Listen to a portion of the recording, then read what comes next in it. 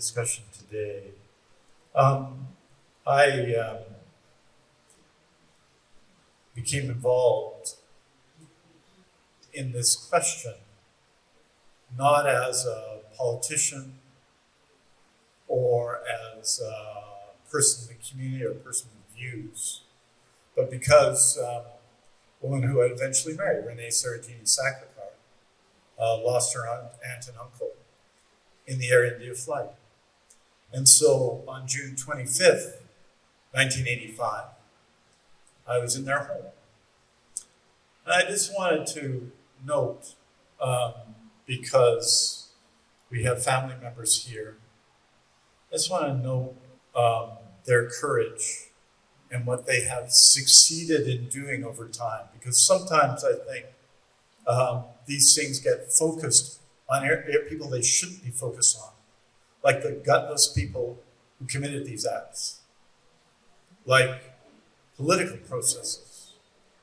Families in this question showed courage in the days after by keeping it together, showed courage by going to Ireland, can you imagine, and identifying the bodies of their loved one. My father-in-law, Vasant Saklakar, did that, showed courage in keeping the faith and showing up in the courtroom every day, including on the day that people were acquitted, and speaking bravely in that courtroom. Pervez and others did that, and Lata and others did that. Courage, we talk about the major inquiry. Why did the major inquiry happen? Because family members showed courage after the Ray inquiry and insisted that such a public inquiry took place. And the major inquiry, which I encourage you to look at and read, the first volume of it, is all about the voices of the families and courage to ensure in Stanley Park, the most iconic place in British Columbia, there is a memorial to Air India victims.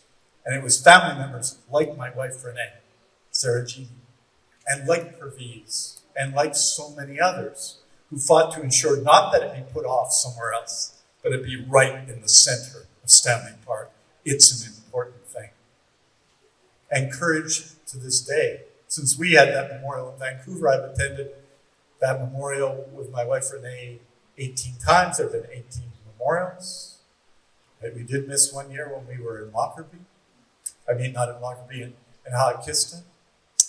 And I think what family members really are saying today is that they have fought with courage and intelligence and strength. Can you imagine the effort, for example, of our friend Dal Gupta, who's led Air India families for a long time? And so they need others to pick up that cause as well. Not just my friend Dave Hare, but others. Not just my friend Ujjwal Dosanjh, but others. They need other people to pick up that cause, and that's what this discussion is about today. We have to be against violence in society, and we have to be in favor of tolerance in society. Renee's aunt and uncle, Zeb and Umar Jethwa, were doctors. They, as it happens, were Muslim. Right? And they had so much to offer. And their son, Irfan, orphaned like Sanjay. I think they were about the only orphans, right? They were the two orphans. He has raised his own family in difficult circumstances in Gujarat from time to time for reasons everybody will know. And so this argument, this effort of 40 years by families, which I've had the honor to witness and occasionally support, deserves your support now as we take it forward from here. So I want to thank all of you for coming and for your interest. I want to welcome you on June 23rd to the Stanley Park Monument that we claim fully for Air India, for those who lost lives in Air India on that day. I want to welcome you. Because some years, fewer people there than are here. And we have to come together and continue to support families as well. So I want to thank you for this. Of course, we're going to continue this effort to ensure that tolerance and a fundamental opposition to violence so needed in this world today. Opposition to violence be at the center of what we say and what we do every day. Thank you for having me.